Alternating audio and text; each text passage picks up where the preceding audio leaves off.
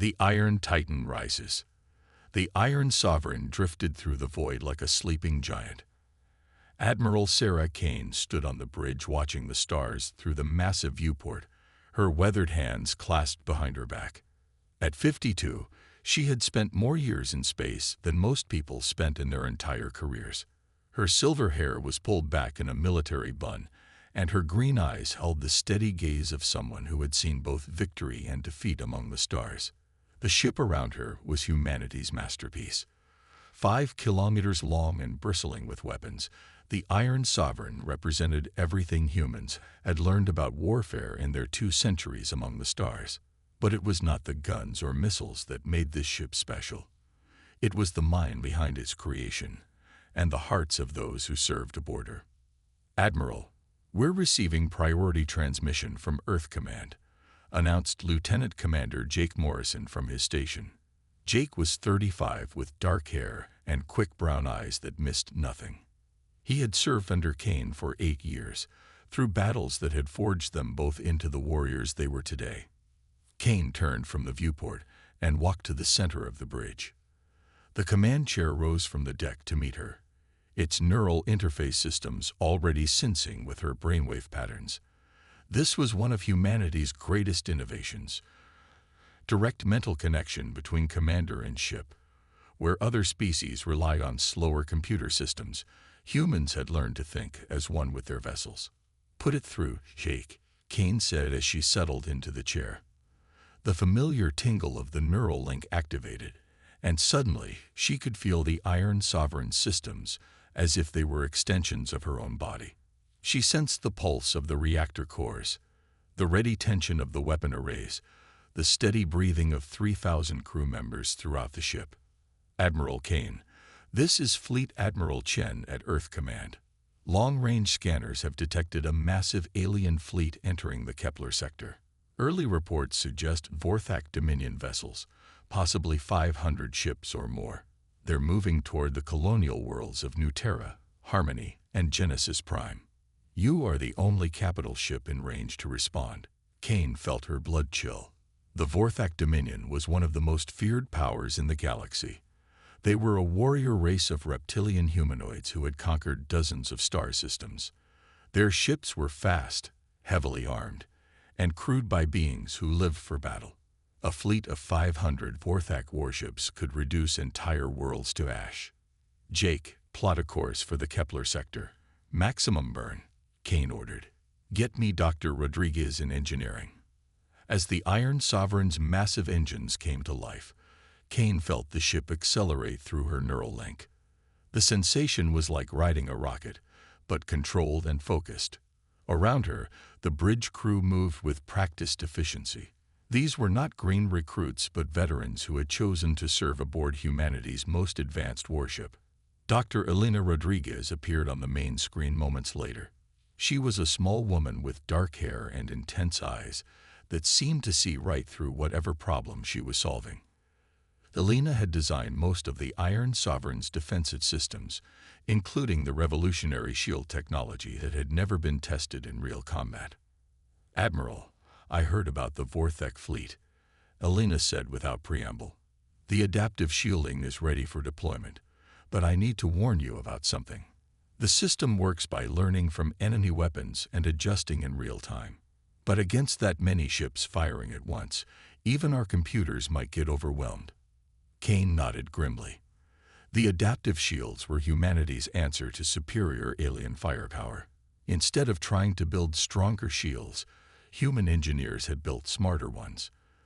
The Iron Sovereign's shields could analyze incoming weapons fire and restructure themselves to provide maximum protection against each specific attack. It was brilliant technology, but like all human innovations, it came with risks. "How long until we reach the Kepler sector?" Kane asked Jake. 6 hours at current speed, Admiral. Long-range sensors are starting to pick up energy signatures ahead. Whatever's happening out there, it's big." Kane stood and walked to the tactical display. The holographic star map showed the Kepler sector in perfect detail. 3 blue dots represented the human colonies, each one home to millions of people. Red symbols marked the approaching Vorthek fleet, a crimson tide washing toward defenseless worlds. She had seen this before. Alien fleets attacking human colonies, confident that they faced weak opponents. Most of the galaxy still saw humanity as newcomers, a young species that had barely learned to travel between stars. They remembered the early days when human ships were slow and poorly armed.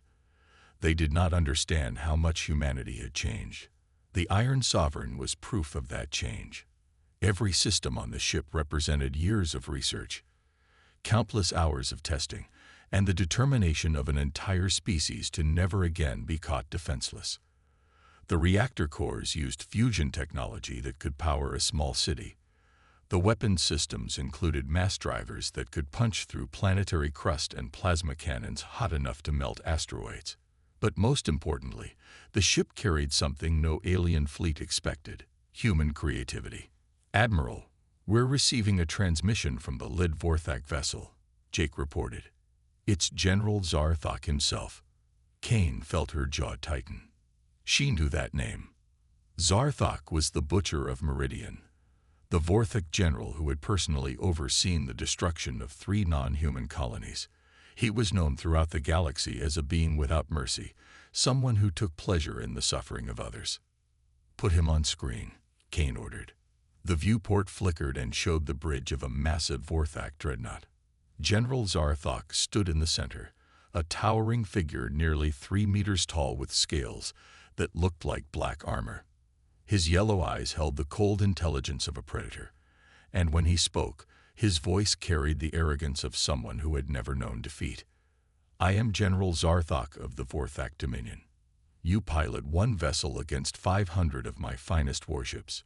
Your species has always impressed me with its foolishness, but this exceeds even human stupidity. Surrender now, and I will grant your crew quick deaths. Fight me, and I will make their suffering echo across the galaxy." Kane studied the alien general for a long moment.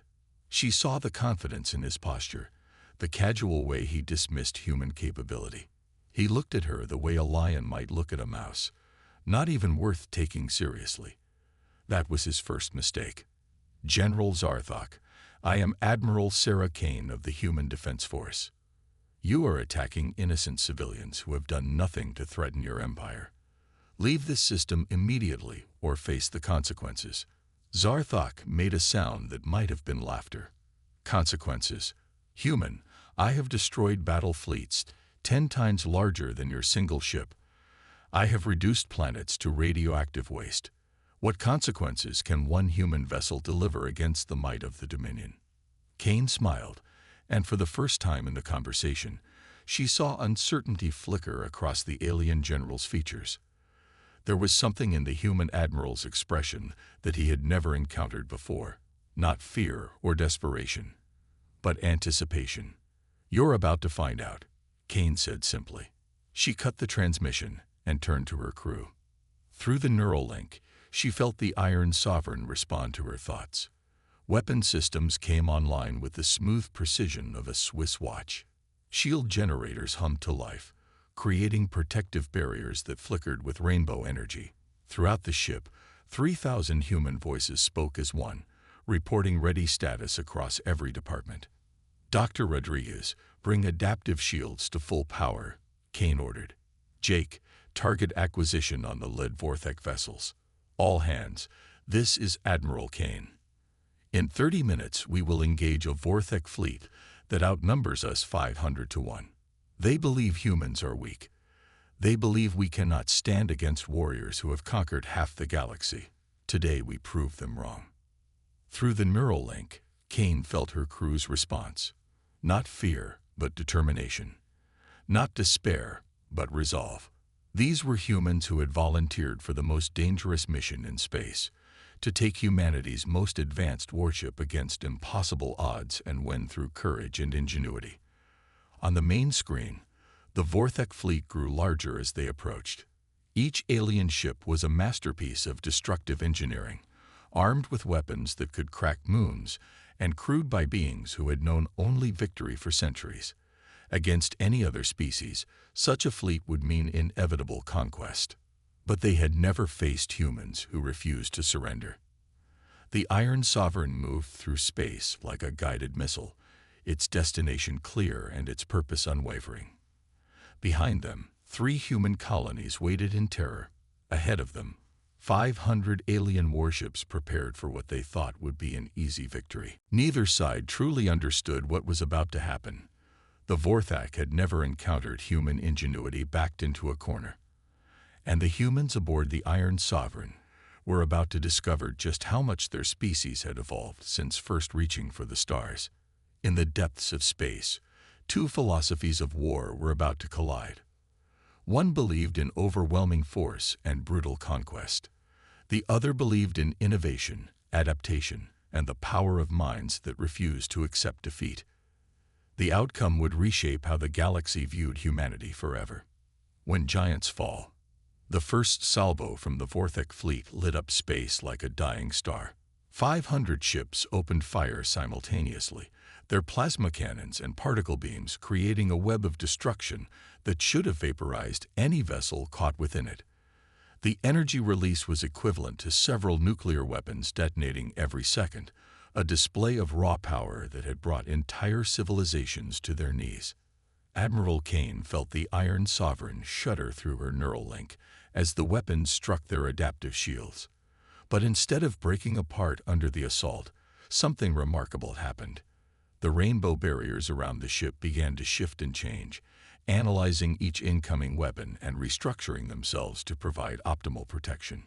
Shield efficiency increasing, Dr. Rodriguez reported from engineering, her voice filled with excitement.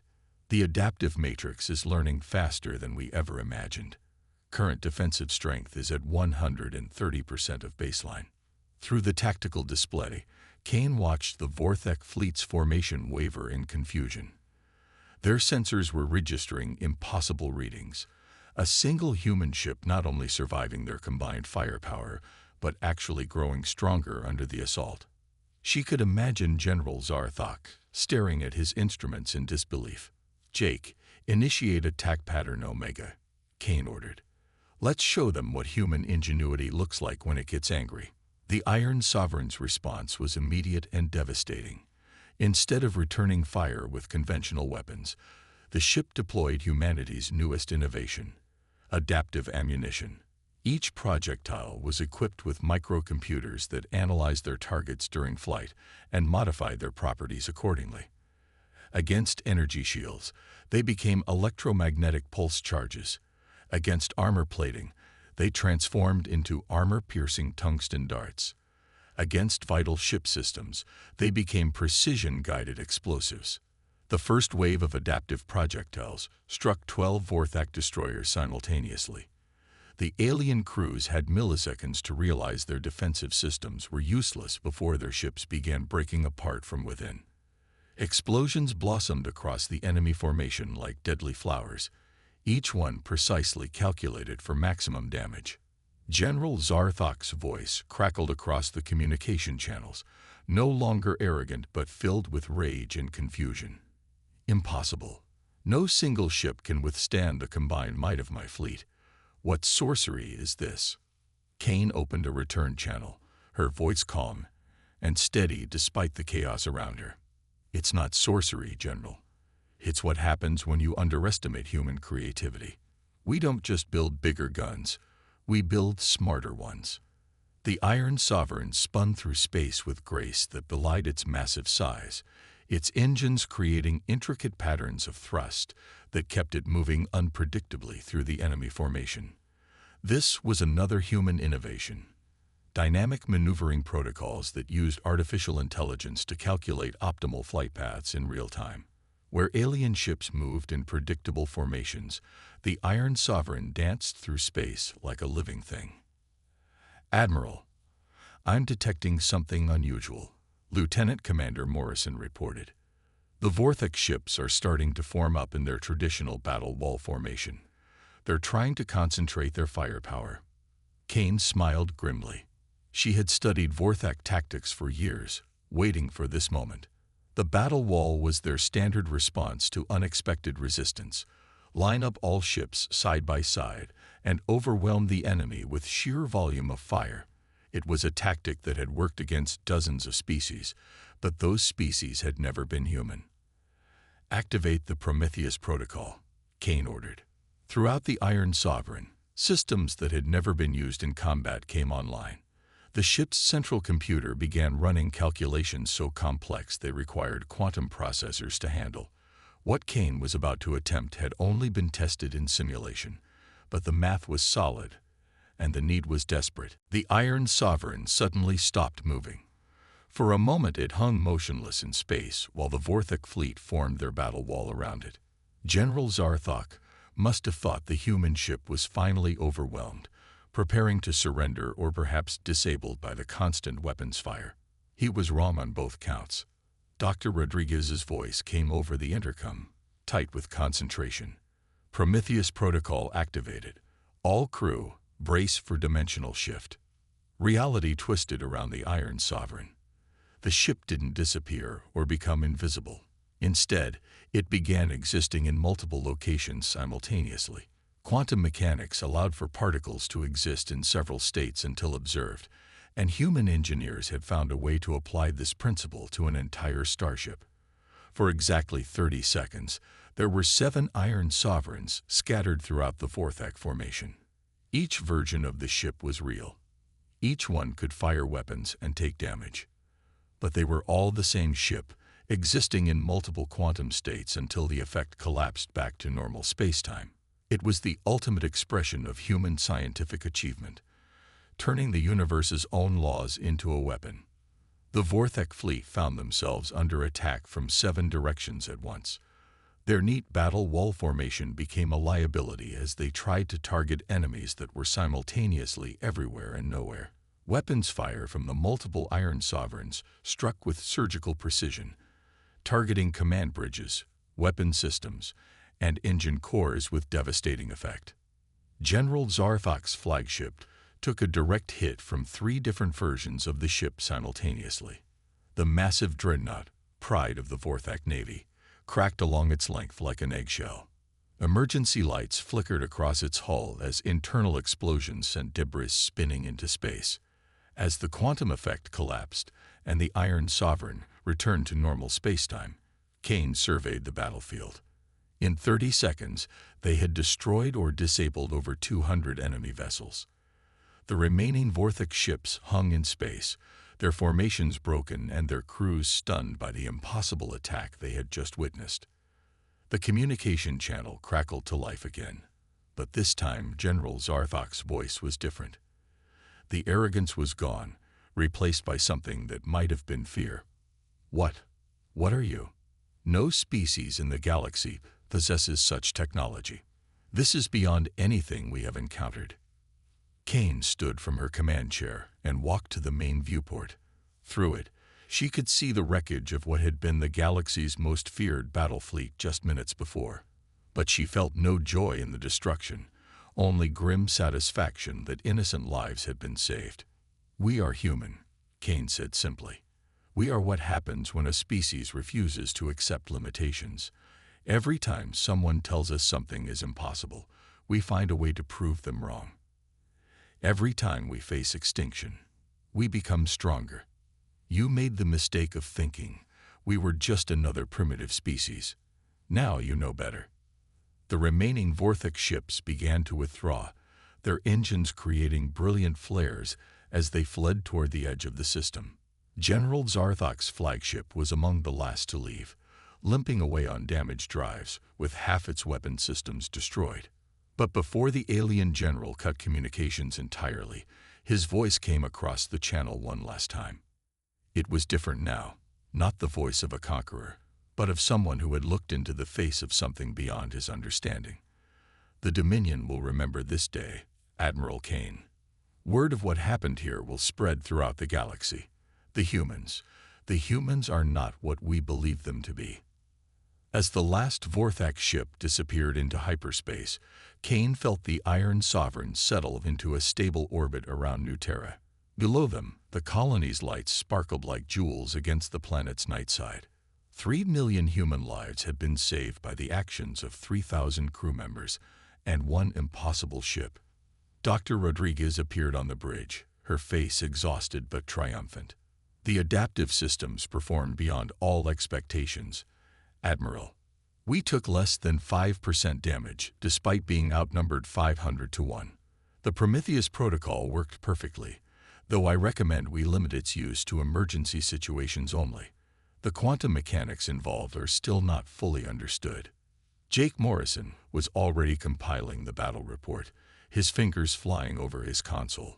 Admiral, this engagement is going to change everything. When word spreads about what the Iron Sovereign can do, every major power in the galaxy is going to reassess their relationship with humanity. Kane nodded, understanding the implications. For decades, humanity had been seen as a young species, technologically inferior to the ancient powers that ruled the galaxy. Today had changed that perception forever. The Iron Sovereign hadn't just won a battle. It had announced humanity's arrival as a major galactic power. But with that recognition would come new challenges.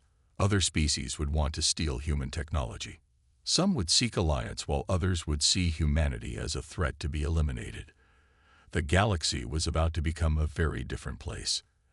As the Iron Sovereign began its journey back to Earth, carrying news of victory and the promise of humanity's bright future, Kane remained on the bridge watching the stars.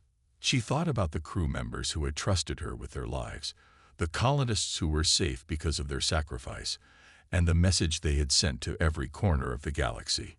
Humanity was no longer content to hide in the shadows.